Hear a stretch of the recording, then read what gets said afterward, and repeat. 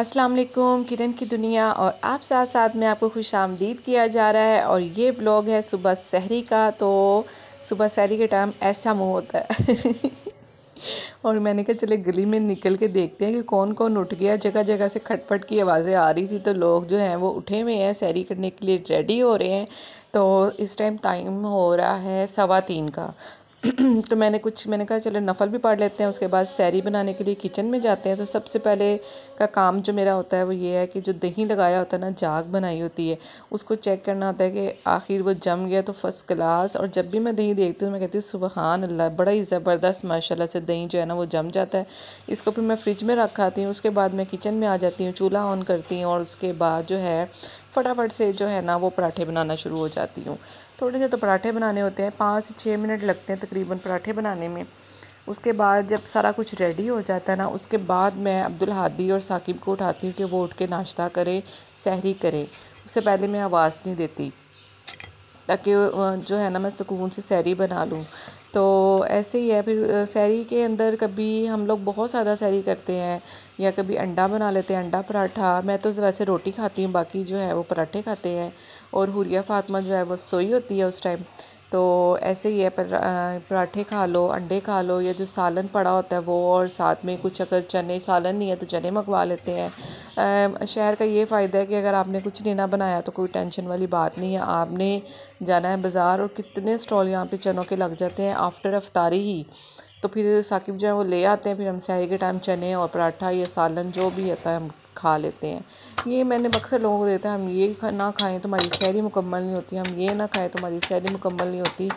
जो मिले शुक्र अल्लाह का, खा लेते हैं, टेंशन वाली कोई बात नहीं है। अल्लाह का शुक्र है रोटी मिल रही है। लंबी लंबी लाइनों में मैं फ़ेसबुक पे देख रही थी कि आटा मुफ्त दे रही है हमारी हुकूमत, लेकिन इतनी ज़लालत कि एक बंदा रोज़े की हालत में घंटों लाइन में लगे, और आटा भी कौन सी क्वालिटी का, लो क्वालिटी का। तो यार अगर देना है तो दो अच्छा, वरना ये किस तरह का तरीका है, मुझे तो बिल्कुल समझ में नहीं आती किस तरह हमारी आवाम को पागल बनाया जाता है। और बेचारी आवाम जो वाकई एक आटे के थैले के लिए पूरा दिन ज़ाया कर आएगी है। इतनी गुर्बत हो गई है। अल्लाह माफ़ करे। जो मिल रहा ना शुक्र अदा करके उसका खाएं, और अल्लाह ताला का बहुत ज़्यादा शुक्र अदा करें कि अल्लाह ताला हमें घर बैठे इतनी नेमतों से नवाज रहा है। तो कई लोग जो हैं वो बहुत ज़्यादा तरस रहे हैं नेमतों के।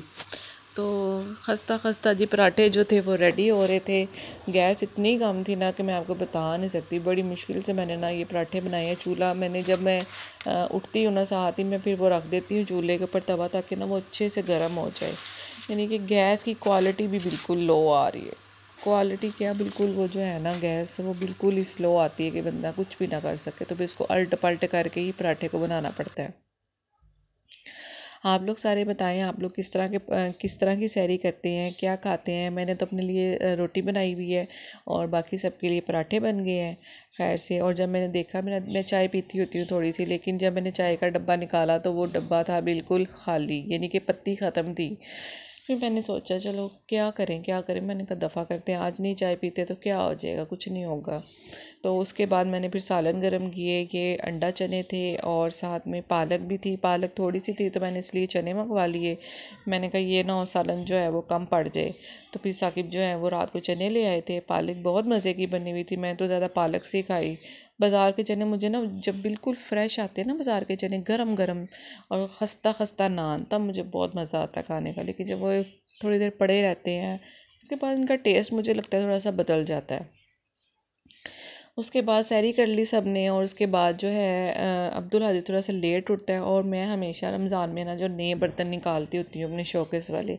तो ये मैंने कुछ कटोरियाँ निकाली हुई थी दही के लिए, क्योंकि हमें नए बर्तन निकालने चाहिए रमज़ान में। हम मेहमानों का इंतज़ार ना करें, हम भी मेहमान ही हैं तो ये देखिए जी माशाल्लाह से दही देखे कितना ज़बरदस्त हुआ है। मुझे तो अब जब भी सैरी रमज़ान आता है ना, मुझे बाहर का दही पसंद नहीं आता, घर का माशाल्लाह से इतना ज़बरदस्त दही जम जाता है ना कि और मीठा, बिल्कुल भी खट्टा नहीं होता।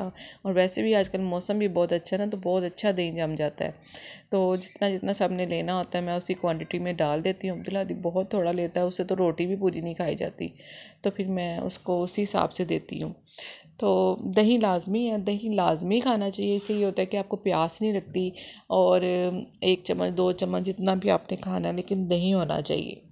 सहरी के अंदर। और ये देखें जी अब्दुल हादी भी माशाल्लाह से उठ गए हैं, इसने सारे रोज़े रखे हैं सिवाय एक रोज़ा, वो भी मैंने बहुत मुश्किल से, मैंने कहा था अब्दुल हादी एक ब्रेक ले लो, तो बहुत मुश्किल से इसने ब्रेक ली थी। और ये होने लग गई है अजान।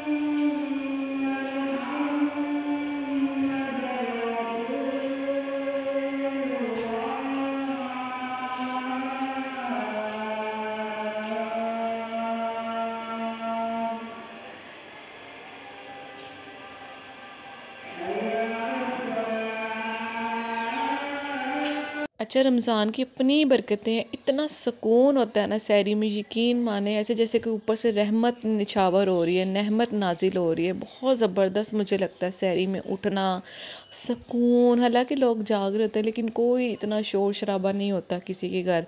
उसके बाद हमने फजर की नमाज़ पढ़ी। और आप लोगों को अगर ये ब्लॉग पसंद आएगा तो प्लीज़ उसको लाइक कर दें, शेयर कर दें, सब्सक्राइब कर दिया करें न्यू चैनल पे हैं तो।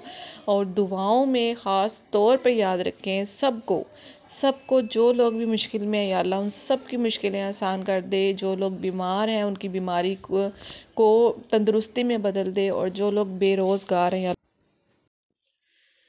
चले जी दुआओं में याद रखें, अपना बहुत ज़्यादा ख्याल रखें और ज़्यादा ज़्यादा नेकियां कमाएं इस रमज़ान के महीने में। तो इंशाल्लाह न्यू व्लॉग के साथ आपसे दोबारा मुलाकात होगी। अल्लाह हाफिज़।